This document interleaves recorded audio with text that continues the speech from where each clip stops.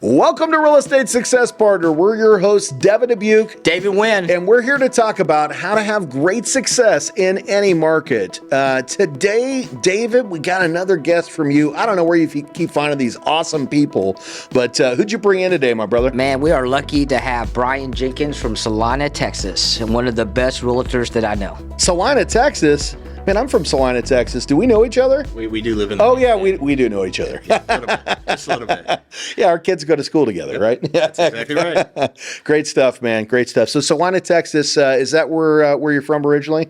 No, I'm originally from Indiana. I'm a Yankee living in Texas, but I've been here since 1995. So 28 awesome. years down here, majority of my life. Still not a Cowboys fan. Sorry, folks. All right, you got to go, Brian.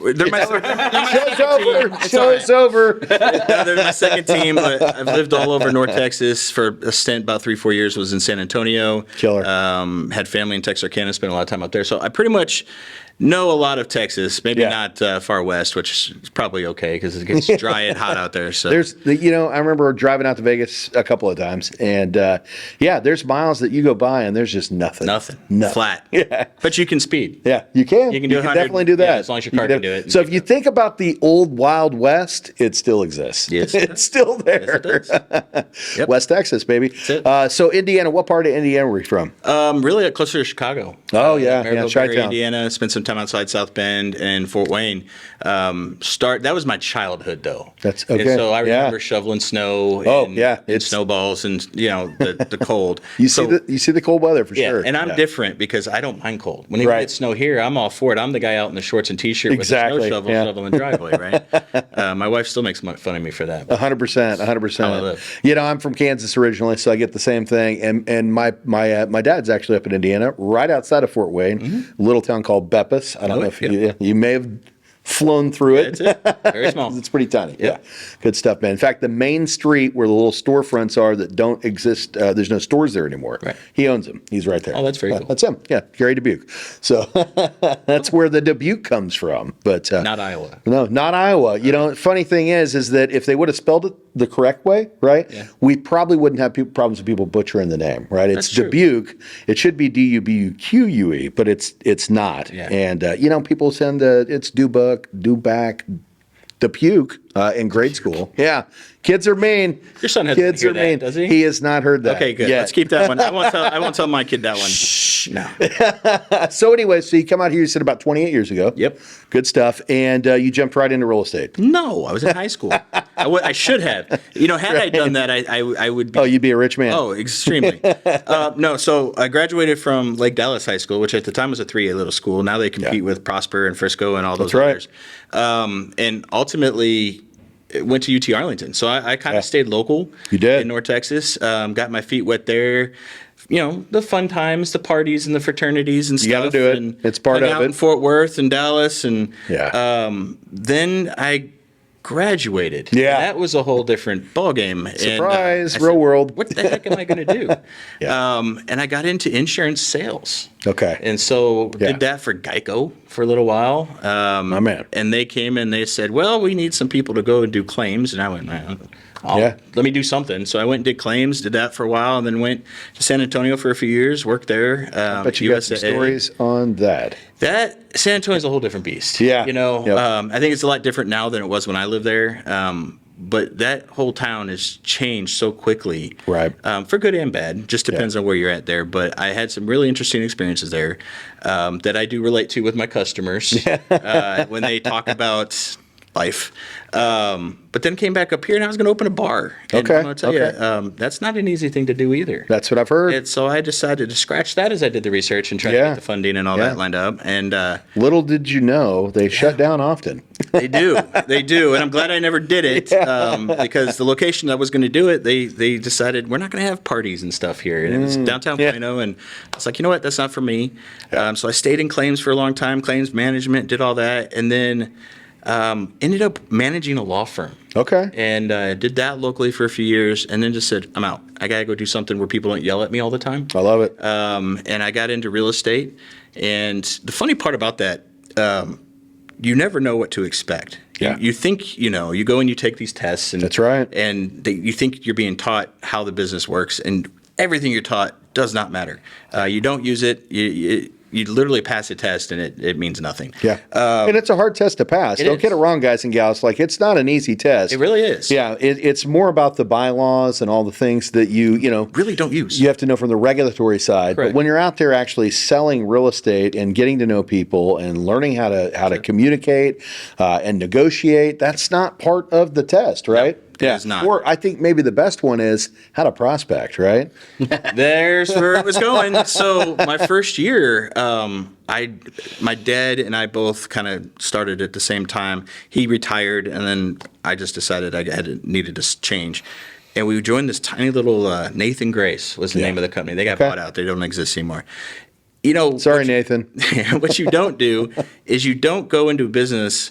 My dad did it part-time for like 20-some years, right? Yep. You don't go into business with somebody that did part-time. Why? Because they don't know how to prospect either. They just did it on people they came across every now and then. Yep. And so that first 9 months, I made $0, spent a ton of money on marketing and advertising and all this other stuff, and made it nowhere, to the point where a really good friend of mine was in real estate. Mm-hmm. He was on a team, and I went to lunch with him, and he's like, "What is wrong with you?" And I was like, "What do you mean?" He's like, "You are not the Brian that I know. Like you've definitely changed. Wake up. Yeah, wake up." And I said, I don't know. He's like, "How's business?" I was like, "It's horrible." Yeah. Like, what the heck is this? This is horrible. Why the hell do you do this? And he said, "Why don't you come talk to us?" So I went and talked to there's a Chad Smith team based in Arlington. Okay. I talked to them, and honestly, Chad was the head of his team. He didn't want to hire me. He did not want to bring me on. Okay. But my buddy Jason said, "No, trust me. Yeah. You won't regret it." So I got on there. First year, I did 36 sales. Killer. After that, 2020 was a fun year for me. Oh, man, I bet. COVID existed. I don't believe in all that. So I went into just let's go full bore. Yeah. And I think I sold 58 homes that year. Awesome. And so became one of the top agents on the team, just knocking it out of the park. And 58 loans with a ton of support. Yeah. Yeah. I mean, so the lender side of things is always different because there's always relationships and all that. Sure. And when you have a team, you build those relationships. That's right. You make that team or the lender you work with kind of that's your priority. If they can't do something, then you have your backups, right? That's right. 100%. But you always try to get them with the best people that provide the best service, that's going to follow up, do things on time, at the best rate for your client. That's right, 100%. So, Closing on time. I was in charge of that though. Yeah, well, that's great. And we always say close on time. Getting clients to the closing table, that's not like something special. That's just you have to do that. That's a requirement. And so at the end of the day, you definitely have to pair yourself up with people to make that happen. Because unfortunately, last time I looked, that's not the same experience that you get with every loan originating. Correct. Correct. Well, and to prove that, we had a really good relationship, getting all kinds of leads and sending them and all that, and they had great rates and all that. But I kept getting asked over and over again. Hey guys, it's Devin. And David. We're your real estate success partners. Hey, if you're enjoying these podcasts and want us to keep bringing back this content, we truly appreciate you following us. But if you could go below and subscribe or make some comments, we'd truly appreciate it. And we'll keep bringing back great content in 2024. Will I give some of my commission back to them? And I'm like, why? If you're doing your job, I shouldn't have to because I'm working my butt off, right? Yeah.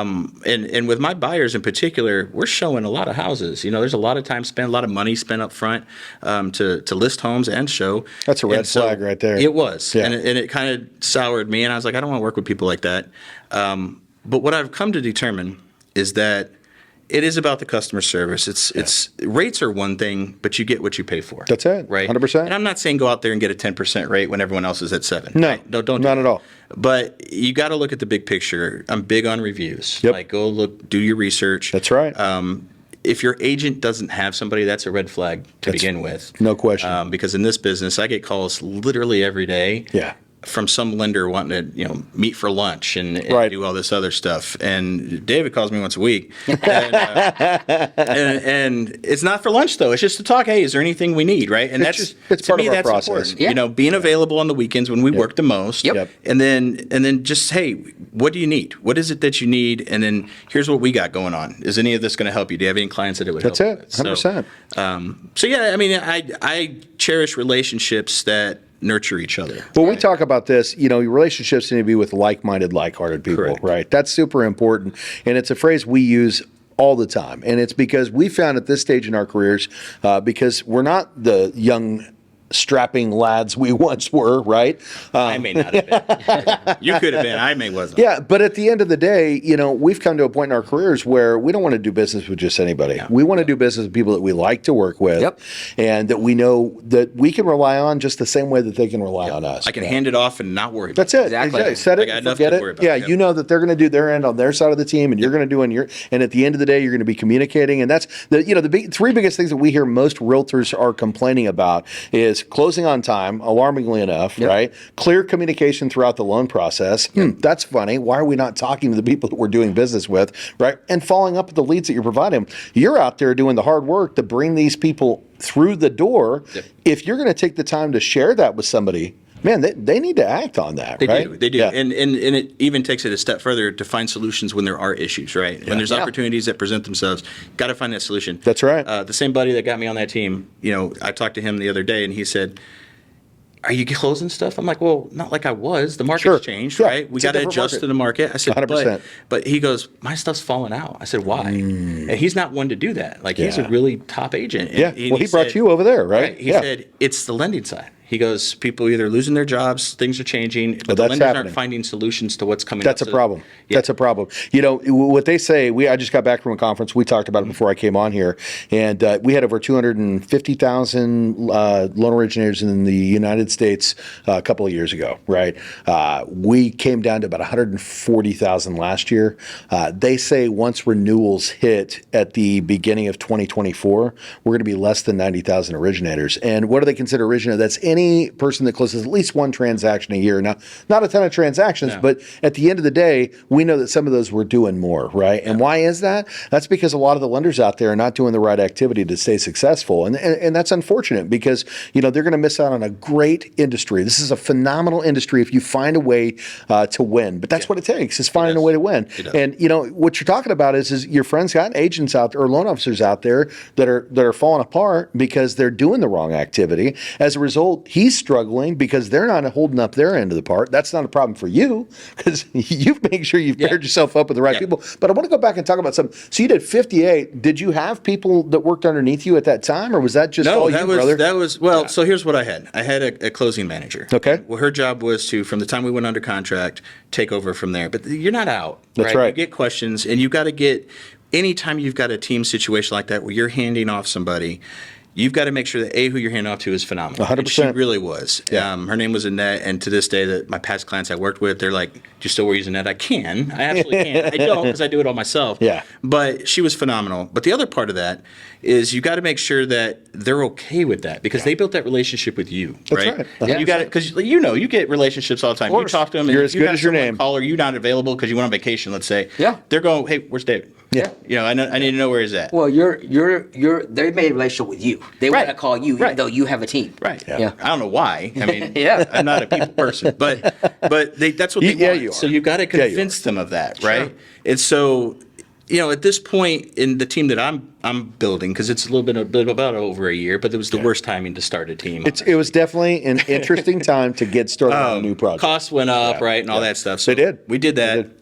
And we're gaining momentum, and the way I look at it is like I can do that, but what am I doing for my agents if I just have them pawn it off? They don't learn. Yeah, right. that's right. And so I've got agents that have been in the business 6 years and only sold one house. Yeah. And they didn't have to do a whole lot, so I Right. want them to learn. So I'm there to help them. That's great. And then once they learn how the whole process works, Yeah. then I can go and assign them a closing manager. It makes perfect sense. And then two, you got to pay a closing manager, right? So Yeah. you don't need one necessarily unless you're doing a We say until you earn the right. right. Until you earn the right, right? And what is that based off? How do you earn the right? Well, number one, experience. I think that's part of it, but that's not the only thing.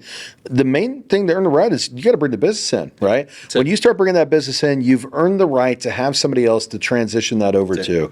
And we call it around here sweeping the parking lot, right? You buy a new business, and in the beginning stages, you're one of one employee, right? And that's the way you got to look at loan origination. That's the way you got to look at real estate, right? At the end of the day, when you're first getting started and your boots on the ground, this is your business, right? So if you were going to buy, I don't know, let's just throw out a 7-Eleven quick shop gas station, right?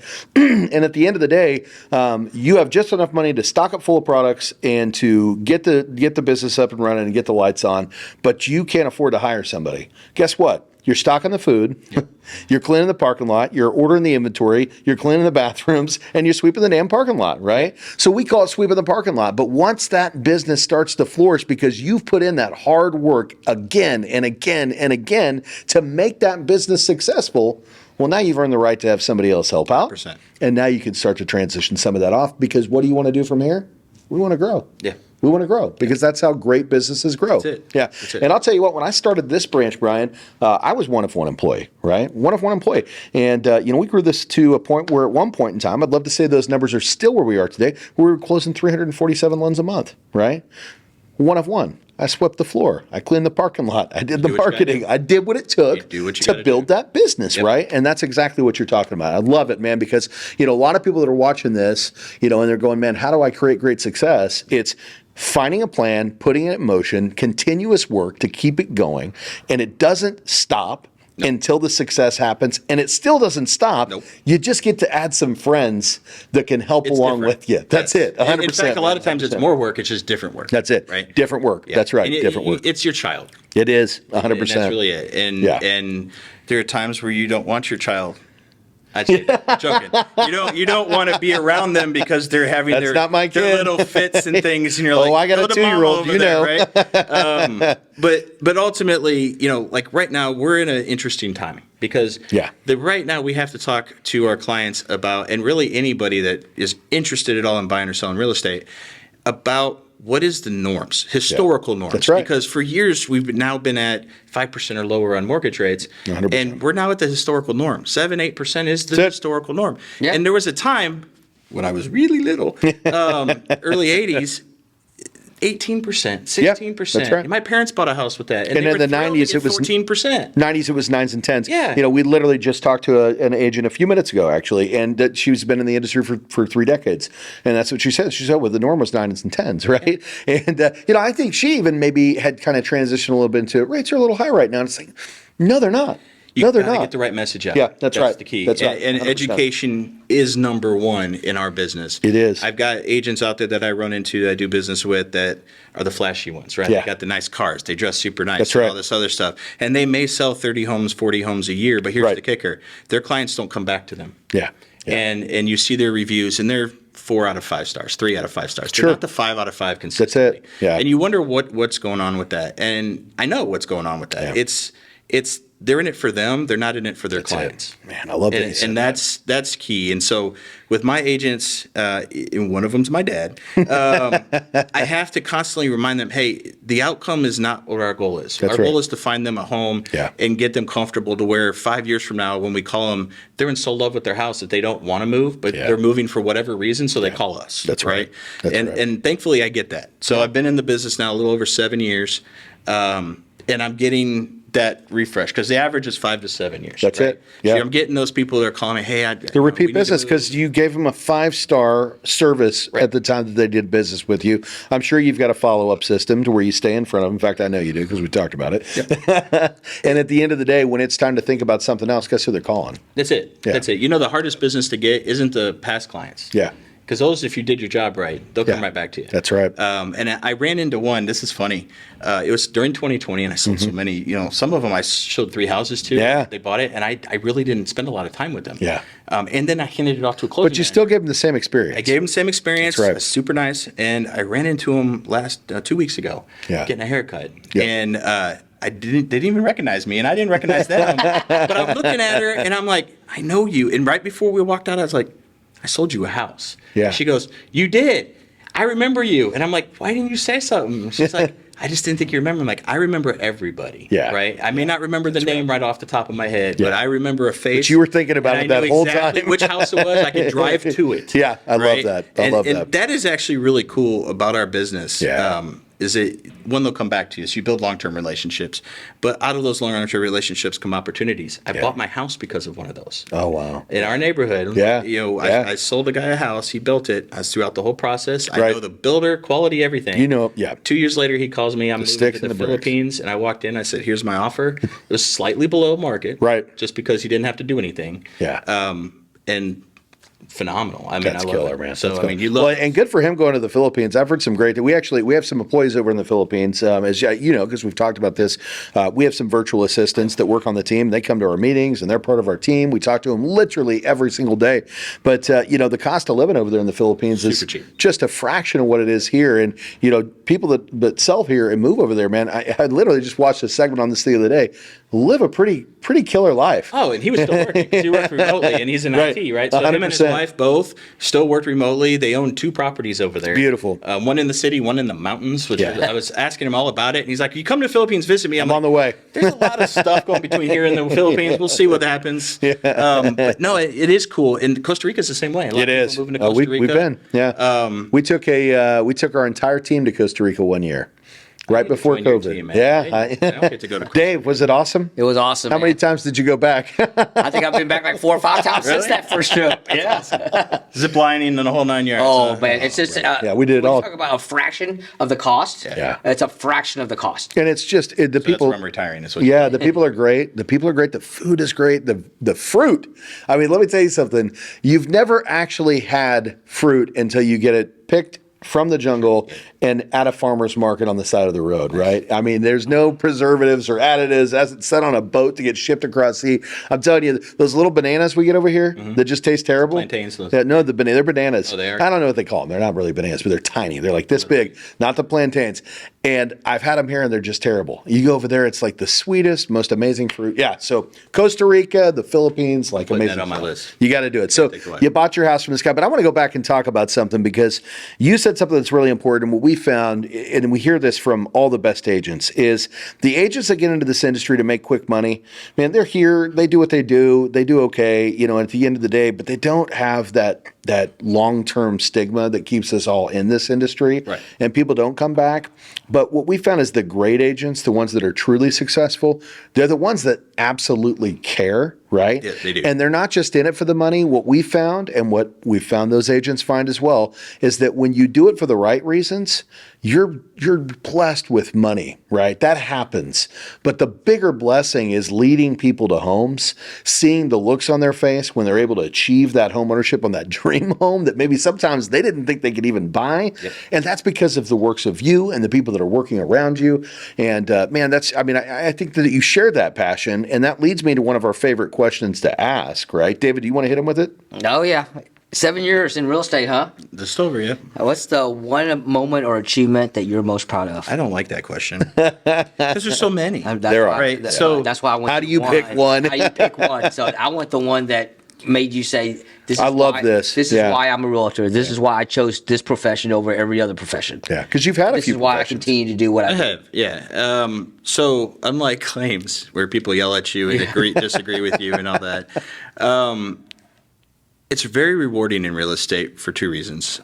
You're helping somebody achieve the American dream, right? But the other part is the reaction that you get once they actually get into their house. And so as you asked that question, and we've talked in the past, and I've been thinking about You're going through the Rolodex. There's one in particular, young guy, had a girlfriend, was looking for a house. He was like, it's time. It's Yeah. time to find a place where we can live together and all that. That's and I thought that's where it stopped. And she would go with us to look at houses and all this. And I found a house for him, and it was fairly new. He loved the house. Yeah. And we closed on it. But prior to closing, he says, we were just talking, and the girlfriend was there, and I said, what do you care more about? Because she kept asking about furniture and all this other stuff. What do you care more about, the house or a ring? And she goes, oh, I don't need a ring as long as he's here and I got a place to live. And I said, okay, a ring or like a dog, puppy. Yeah. She goes, oh, a puppy would be nice. It's like, okay, so you don't really care if you get married. You're good with him as a, yeah, that's it. Yeah. Close on the house. Literally right after closing, he had, and I gave him access to the home. We got lucky we could. And he had the house prepped. She walked in. He popped the question and had a dog. Oh, right then man. and there. And make you know, me she's cry. crying, he's crying. I was I'm like, crying. that was pretty cool. I wasn't there. I purposely didn't go there. Right? I let them do it on their own. Yes, But they yes. told me all about it afterwards. I was like, that's awesome. Like, That's an awesome That's story. pretty That's cool amazing. because that was part of something they'll forever remember, whether they keep that house or not. And I was able to help make that happen. But I asked those questions to set that up for him. Like he had no idea what he was Speaking gonna of do. set up, we always say marry the house, date the rate. That's it. Marry the house, marry the woman. Marry the woman, then get the house. It helps financially. Marry it the helps, woman, too. date the house, right? Right, date the house. That's exactly. awesome, man. That's And awesome. they, with any home, especially with first-time home buyers, Yeah. which I worked a ton with first-time home buyers. That's right. They always have questions later on, like something happened in my house or this, Yeah. this is going on. Yeah. In that particular house, it was new, it was still under warranty, and something did happen. And they Right. called me for advice, and I said, "Here's what you need to do," and That's it awesome. all worked out for them. But they had somewhere to go. Yeah. And it's that relationship. And It with wasn't them the and- money. They didn't. No. You didn't push them to voicemail when they asked the I've question. actually told people don't Yeah. buy a house. Yeah. Like Yeah. I've walked in, people love the house. I'm like, no, there's too many problems with this house. Yeah. I refuse to sell it to you. If you're going to buy it, go buy it with someone else. It's awesome. And then it makes them think like, what's wrong with this house? I just told you what's wrong with that Yeah. house, right? So you've got to really care Yeah. about what you're doing and who you're working for, because in the end, do. you don't want them coming back going, that was the worst realtor when you had nothing to do with the home. Yeah. Like other than finding it, right? it. If they love the home, fine, buy it. But here's my concerns with it. And you just got to act that way. You got to be like they're your family. Yeah. David, I see you chomping at the bit. I think you have something you wanted to say. Was there something you wanted to say? No, I was just like, you said it best. That's why I got into real estate. It's the largest purchase of their life. And It is. that feeling whenever they actually move into that house, that's a feeling they anchor to you forever because Right. you created that emotion. So no matter how many houses you bought, because I've bought several, I remember every single person because forever that I've anchored that feeling to them. I'm glad you do, because my parents bought a lot, and I don't remember them all. I was there. But there's one guy, Jimmy Cricket. I don't even know if he's still alive. He's an older gentleman, and this is years ago, 28 years ago.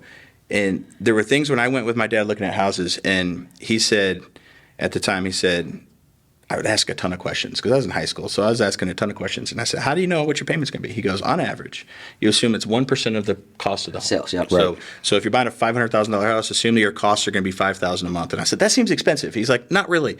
So keep in mind, this is late 90s, right? Mid 90s. And the rates were a little higher. But at the same time, you got to consider insurance. You got to consider your utilities, Yeah, right? You got that's all right. that stuff. 100%. Home maintenance. And he was right on the money. And I don't think that's really ever changed. Even with the lower interest rates, okay, it fluctuates a little. Right, But right. your costs you have to count all that. So if you, You can do. afford 1%. You're of- absolutely correct. Yeah. So And that's important because a lot of people go, oh, you qualify for the loan, but they don't tell you about all the other expenses that come along with it, right? But did you say Jiminy Cricket? Jimmy Cricket. Jimmy I thought it was Jimmy Cricket. That's was why I like, remembered it too, though. Is there a He had a top your hat. nose is starting to Cane. Yeah. grow, right? Yeah. This isn't Pinnacle. He made a weird sound every time he was happy. It kind of sounded like a chirping noise. My man.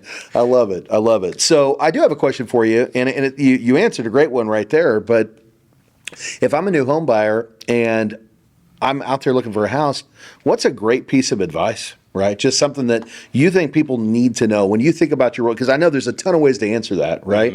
But what's a great piece of advice you would give out there for somebody that's looking at buying a house? Are we talking first-time home buyers or someone that's bought Let's go before? first time. Let's go first time because So- you're right. That's a great question too, right? First-time home buyer, what I always want to talk to them about is maintenance on the home. How old is the home? What kind of maintenance it may require? What are their plans for the future? Because we get a lot of young couples as first-time home buyers or singles. And I always ask them this question.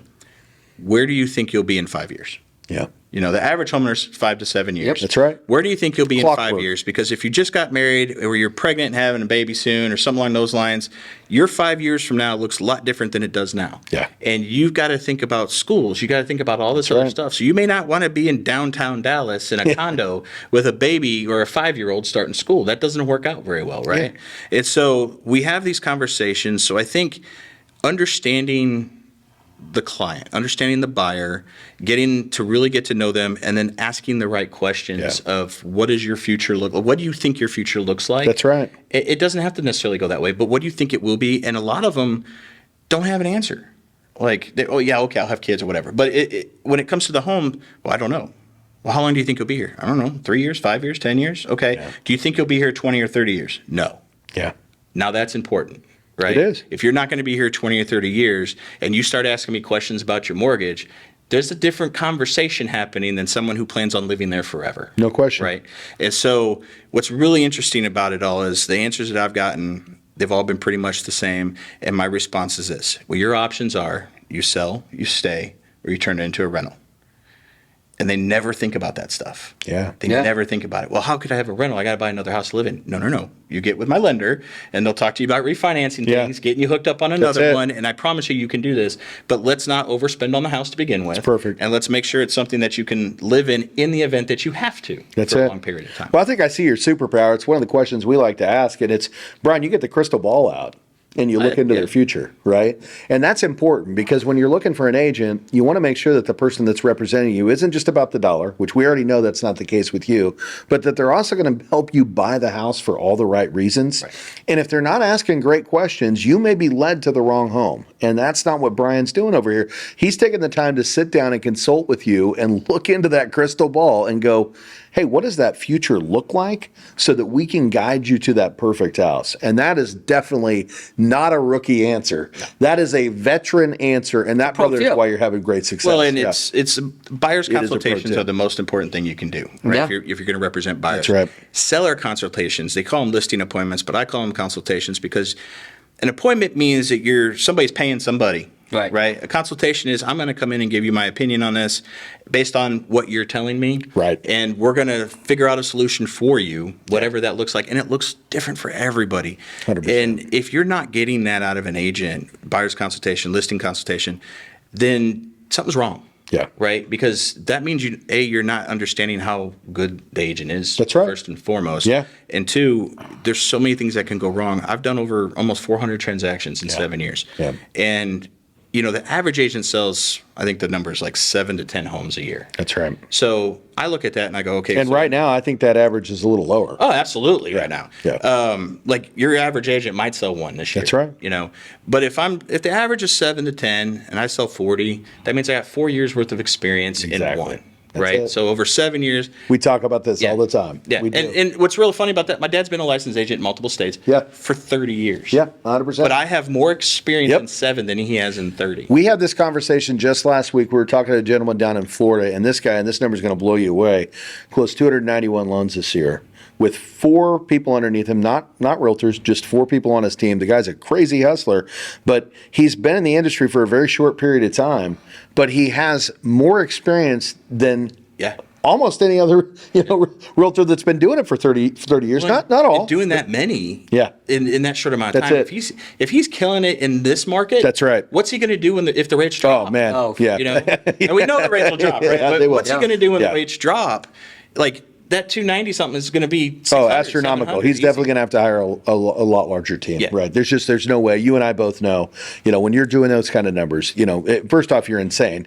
Well, and so coming from a team that did sell 400 a year, my expectations were different. I looked at what I did. That's my it. expectations were my team sold how many I sold. That's right. Because I know that I would have to step out a little bit to help train and do all that other stuff, right? So I might not sell 40 or 50, right? But if I can get my team to sell 40, 50, because I got people that just don't have the same experience. You got to provide support. You got to. You have to provide support. Coming from a big team, and he'll learn that, you have a big team, obviously. No question. Those who are starting their own have to learn from somebody. So you need your mentors, you need all that. Thankfully, I had some great mentors. There's another pro tip, guys. This guy's full of great knowledge. I am now a mentor to others. Yeah. And I had an agent that moved from Louisiana during COVID and met him at the office, not our office. We had the brokerage office, and no one was really talking to him. He had asked a question, no one answered it. And I just went out and sat down with him. I left my little office and went out and sat down with him. And basically, every state's different. Every town's different. That's right. And how they do business. He was thinking small town. I said, dude, welcome to Dallas. Right? Because it's different here. It's a different market. It's different here. Market. Yeah. And he said, what do you mean? I was like, okay, so you have your Louisiana license. He had an agent there that he was going to shuffle business to as he got it, and she was building business as well. And I said, here's what I want you to do. I want you to start marketing the numbers. Yeah. He goes, what do you mean? I was like, well, and I showed him how to pull up the numbers, the charts, the graphs, all the sales and everything. Awesome, man. I said, now go do it for Louisiana in your town. He did that. He goes, nobody does this. Yeah. I was like, so who's the top agent? The good there? ones He goes, do. I try to get with the top agent in that town, and they wouldn't meet with me. Brian Jenkins does. Yeah, that's the thing is Yeah. The top agents are great. Look, Yeah. they're great at marketing. Yep. They got That's support on their team. There's a reason why they're top agents. Right. Right. That's it, because they're doing the right activity, doing and the that's right and that's why we brought you on. Because Brian, you're doing that same activity. It's why you've had great success in this industry, and at the end of the day, that's what makes you a top agent. So I appreciate all the tips that you've brought to the table, because man, this is exactly what people need to hear right now. I talk about it all the time. People need to be well led, and that's exactly what you're doing. And speaking of mentors, David's also taken on the mentorship program with our office. We've got some people that have started with the team that are newer to not necessarily the market, but just newer to working with us. And he's taken them onto the team to mentor them and to walk them through. We've got a lot of processes. And you walk in and nobody trains you, man, it's a whirlwind 100%. as to how to do the things that we do to create great success, right? So you've got to have a mentor, and it sounds like that's what you've done within your business as well. You're mentoring people to help them find success and waking them up to the successes that you can have in this industry just by following the right activity, right? Well, I'm going to hit you with one more question, and then we'll wrap this thing up because we can't keep you here all day.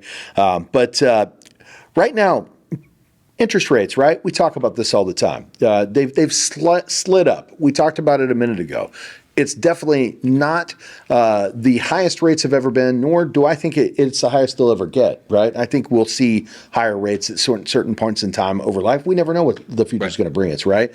We know that COVID certainly was fantasy land, right? 100%. Rates that at one point in time, we had 1.99 on the rate sheet, right? 1.99, like insane. It's unbelievable. It's unbelievable. But we knew that was only going to be, a short lived. I used to coach the team all the time, guys. Enjoy this opportunity while it's here. Yep. It's never happened before. Yep. It most likely, I say most likely because you can't say never, will never happen again. Correct. Right? But we will return back to a normal rate environment, and here we are. And that's exactly what is your point, your point on that? So it's an interesting time because we're not seeing prices drop on homes. That's right. So, and why? Because inventory is still low. Why is inventory low? Because people bought homes with a 1.99% interest rate. So it's a weird time. And honestly, everyone I've ever talked to in this business are saying right now has never been seen. They've never seen a situation where you have, I'm going to say normal rate amount. 7-8% is a normal rate amount. So I'm going to say you never seen normal rates with low inventory, with prices maintaining or increasing depending on where you're at. We know our neighborhood still gets multiple offers. No question it does. So you don't see that. And then you have a whole generation who never, ever experienced a rate higher than 5%. That's right. And it's getting through to them because they're the next big generation. So you had your baby boomers. They're all going to be selling and downsizing, right? Yep. But they're looking at it going, well, I refinanced if I did have a loan already. And so I'm going to stay where I'm at because my rate, my payment's the same. Yeah. There's going to be a point in life where they just can't take care of their property anymore. That's it. And so something will happen. We're going to have a ton of homes come on the market, and this next generation is going to expect it to be 5% or lower. Right. And it's not going to happen. Right. We know that. I don't think anytime soon those rates are coming down. And so it comes back to education. Yeah. Educating the buyers out there, educating the general market, educating the sellers, because the sellers are sitting here going, well, my prices haven't dropped. Yeah, but your market time is twice to 3 times what it was. 100%. It's not a week anymore. Now it's 3 to 6 months. Right. And you're not used to that because the last few years hasn't been that. So it hasn't. It's a conversation and education piece, and a lot of agents don't do that. A lot of mortgage lenders don't do that. Well, and there's another problem. There's a lot of unqualified people out there giving information, 100%. right? There's a lot of people that don't have decades in the industry that are giving that information, and that's a big problem, right? Because a lot of the times when we're looking to advise from people, especially on social media, which is where most people spend their time these days, right? The people that are responding are unqualified to answer the question. So when somebody lobs off a question on a forum or a site, and you see all these comments that are coming in, well, what does that person do? What is their role in this country, right? Make sure that you're asking questions to qualified people. And if you don't trust the salesperson, that's fine. There's always somebody else that doesn't have vested interest in whether you move forward or not that can answer that question, but they need to be in an industry that's qualified to answer it. And let me tell you something, TikTok is not that industry, No. right? No. There may be some people on there giving great wisdom. We can't say that it's the entire thing, but I can tell you right now, when you get on those social forums and you start reading some of the things that are being said, it's frustrating because you go, oh, that's not even true, right? Well, everyone's a realtor, Yeah. right? Everyone's a realtor. They all have their opinion on what's going on with the market, and they're all, oh, my house is worth this. Really? Zillow told you that, or Realtor.com told you that. Like, realistically, and then you show them facts, and they want to it. disown the facts. Like, I'm sorry, this came from the MLS where 99% of homes Yeah. are listed, and we get data. This is what Right? determines what the market value Right. is. When an appraiser goes out to look at a property and determine what the estimated value is, they don't go to an online automated valuation system. No. Right? What they do is they look at what's sold in the immediate market, Yep. and they find homes that are comparable to the closest degree. Sometimes they're wrong. Most of the times they're not. Right? And they basically base an opinion of value off of what's selling in the market today. Right? Here's how accurate they are. Have you ever had one overturned? No. No. No. I think I've had one that I argued that Yeah. they didn't really overturn it. They basically said, well, was there anything that I didn't consider? And I okay. had to go fine tooth comb and find I it. take that back. I have been able to modify some valuations occasionally, but it's So very rare. slight. And typically what it is, and I'll tell you what it is, it was some off-market sales Yeah. that didn't show up on the MLS. So when you do the research and you talk to, say, the local community that knows about these off-market sales, they go, oh, yeah. No, these 3 did sell. Here they are. And you give that data to the appraiser. Sure, there might be an opportunity. But let me tell you something. Out of every 10 that you ask, maybe half of a percentage of those Right. are actually overturned because you have to provide accurate data that documents that this is why that And house that is data worth more. is available to you. It's available to me. That's it. And when we give that to our clients, and they go, well, I don't know that that's right. Yeah.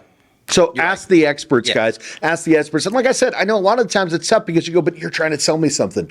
We're not trying to sell anything on this podcast. Don't right buy here. from me. Go with someone. Go buy from Tim. I'll go deal with someone who listens to Ask me, right? the question. Go buy from somebody else. Exactly. I love it, man. I love it. But buy from us too, because we appreciate that as well. Yes, please. Got to pay for stuff. No, but seriously, we don't talk about it on the podcast because for us, we want to make sure that we're educating the 100%. consumers and agents and loan originators that are looking for great advice on how to have success in this industry. And part of that is by listening to experts that know what's happening, that are qualified to answer those questions. You ever watch Shark Tank? I do. So when they come up with products and they love the product, but they go, there's too much education involved. I don't want it. I'm out. Yeah, Right? that's That's what it. Cuban is always saying. Right? 100%. We have the business of education only. That's Yeah, the only thing that's we it. can do. That's it. Right? You're right. We can't. We don't have a product to sell. We have a service to sell that is based off of education. 100%. So they're bailing. The rich people are bailing because it requires work. It does. And we're the ones willing to put in the work. We are. That's really what. My man. Well, Brian, you're definitely willing to put in the work, and we'd love to have you here all day. We just can't. Right. We know you got to get back there and save the world one loan at a time or one home at a time, right? But what didn't we ask you today that we should have? That's a tough question. You guys cover everything because you deal with so much. We do. Right? And you understand what the customer's looking for. You understand what it takes to get good customers. If I had to say one question, Sure. what are my plans for the weekend? I mean, really, that's really what it is. And it's My man. It's competitions in Let's soccer. go. That's what it is. Being So you're gonna dad. do some dance for us on the show? No. So we're not doing that. I got to figure out how to pay for the You're dance. not dancing. I got to sell Okay, houses you're to not pay for my dancing. daughter's Got dance. it. That's what it comes It's not. So it's not TikTok. We're not like. No. No, it's not. Okay. Besides, I prefer MySpace. Yeah, my man, old school. I love it. All right, well, brother, if the people that want to find you, and we know they do, want to get in touch with you, how do they find Brian Jenkins? If you're looking anywhere in the state of Texas, I know lots of people, so even if it's not somewhere I cover, just give me a call at 214-864-9998. Very simple. I'm sure they'll throw it up there on whatever. We sure will. And then you've got a great social media following. If the folks out there want to find you on social, how do they subscribe? The Pinnacle Real Estate Group is my team name. It's on Facebook. We've got roughly 30,000 followers, mostly local North Texas folks. There it is. a few out of state, but always trying to post stuff on there that's educational about the market. But people get bored with that, so you got to have some fun stuff. So you gotta have fun. We're gonna throw some memes and stuff out there, mainly of David over here. I like it. Well, we like to have fun over here, and you guys already know that. It's a lot of the times why you tune in. We're going to keep bringing you great agents like Brian here, so that you know how to find the top tier people when you need them. David, anything you want to share before we wrap this guy up? Man, I know if you're buying or selling a house, you better call Brian Jenkins in the state of Texas. I don't hear his phone ringing He just yet. cares, man. He It's on cares. silent. We're recording. He's the best in Okay. the business.